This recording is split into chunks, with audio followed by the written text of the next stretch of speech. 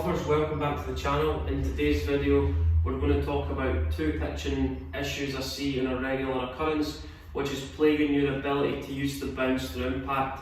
It makes our margin for error smaller, and it also encourages the leading edge to dig into the ground. So if you struggle with pitching off soft ground like it is here in the UK, you need to understand where the root cause of the problem stems from.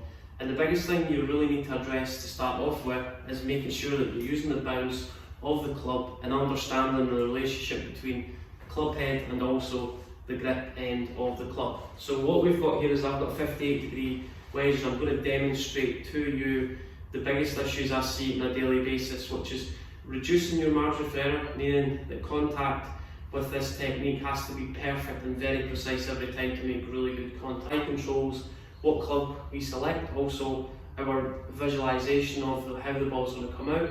So issue number one we see on a daily basis is a lot of golfers will get the ball position a little bit too far back in the stance. Any time that we move the ball position too far back when we are pitching, I want you to think about the correlation between the club head and also the grip end of the club. Any time that we get the grip end of the grip end of the club gets too far ahead of where the club head is located, the grip end of the club is going to work too far ahead of where the club head is. Any time the club head works low and left through impact, as you can see from there, we create too much lean in the shaft. Any time you get the club working down low and left through impact, the club head is always going to get a little bit higher compared to the position of the grip end. And what that does from there, so any time that I get the grip end of the club working too far ahead of the golf ball, that reduces the loft but also reduces the bounce. So if you're struggling with flats and thins, it's always related to the same issue. Vice versa, if I have too much lean in the shaft, I'm going to dig the leading edge straight into the ground. The next time that you hit a shot, for me to get back to the golf ball and reduce that shaft, and so as I come into the address position, the grip end of the club's putting relatively close to my belt buckle. As I take the club back and as I come into impact, anytime we add lots of shaft lean, the grip end of the club's going to go low and left for impact. The grip end of the club's got a lot further forward compared to my belt buckle, and as you can see, the relationship between the club head and the grip end of the club gets severely ahead. That reduces the loft, it reduces the bounce, but also causes us to react. So if we've got too much shaft lean coming into the downswing, we're going to have to get out of that position with that shaft, and we're going to start to force the weight back the way. You'll see a dip in the knees to actually try and get the club to the golf ball. So it's all related to the same issue. You need to understand, if I get the grip end of the club working low and left through impact and I'm pitching, it's going to encourage a little bit more of a de-loft of the club coming into impact. It's going to increase compression, it's going to create a low launching shot and also high contact in the face. So instead of the grip end of the club working low and left through impact, and then from there the club head gets severely high compared to the grip end of the club, we need to visualise through impact that we need to feel like we pull the grip end of the club up and left through. The grip end of the club's not working low and left, because the knuckles on the left hand to rotate down towards the ground. So anytime that the grip end of the club works low and left through impact and the knuckles go towards the ground, that club face is going to be severely closed. Then we react to that from impact, we start to buckle the knees, our upper body falls back behind the golf ball, and all our weight stays in the back foot. The feeling that you can develop to prevent that is as you come through impact, just feel like you can pull the grip end of the club up and left through impact. So simple feeling, if I pull the grip end of the club up and left, when I pull the grip end of the club up and left, that actually lowers the club head into impact. So if I pull down with the grip end of the club low and left,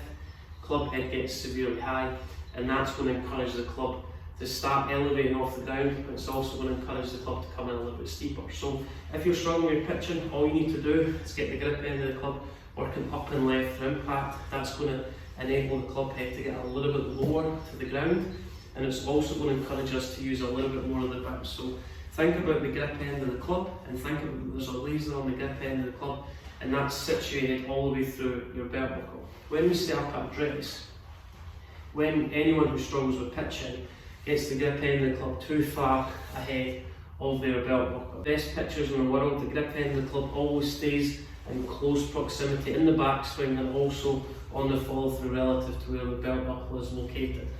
Where people struggle with their pitching is the grip end of the club gets a little bit too far ahead of their belt buckle through impact. That does two things: it encourages us to take too much shaft lean, swing the club through impact, feel like we're pulling up with the grip end of the club. So we're pulling the grip end of the club up and left through impact, That's going to enable the club head to get lower to the ground. So any time that I pull the club head up, as you can see from there, that's going to encourage the club head to get a little bit lower. What you don't want to do though, is you don't want to keep your chest relatively static and just pull the grip end of the club up through impact.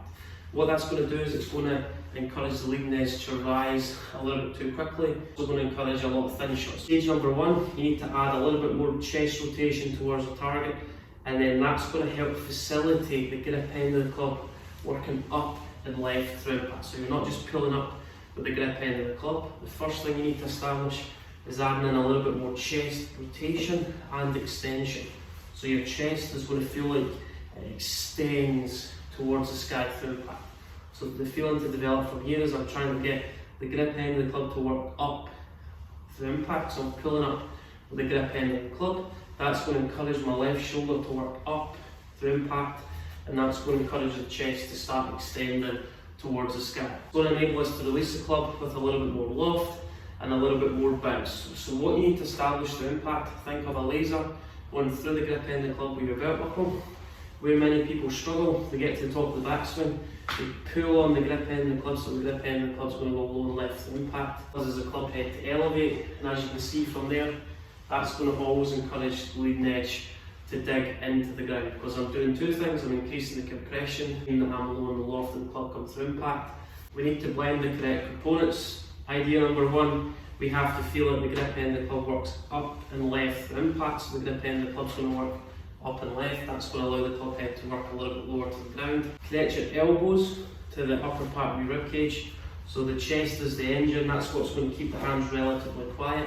How do we establish this? Through impact, grip end of the club always faces your belt buckle in the release, so grip end of the club to point back towards your belt buckle. And as we release the club, chest is going to start to elevate towards the sky. Press, impact, as you can see from there, my chest is starting to elevate, and what controls that movement? So my chest is going to elevate towards the sky, grip end of the club's pointing back towards belt buckle impact. Then the feeling, if you're still struggling, that grip end of the club's working up and left. So you feel like you pull the grip end of the club up and left through impact. That's going to allow the club head to start to lower towards the ground. Grip end of the club connected to your belt buckle all the way through. Allow the chest to rotate and extend towards the target, and then the feeling of pulling up with the grip end of the club. It's going to enable us to maintain the loft on the club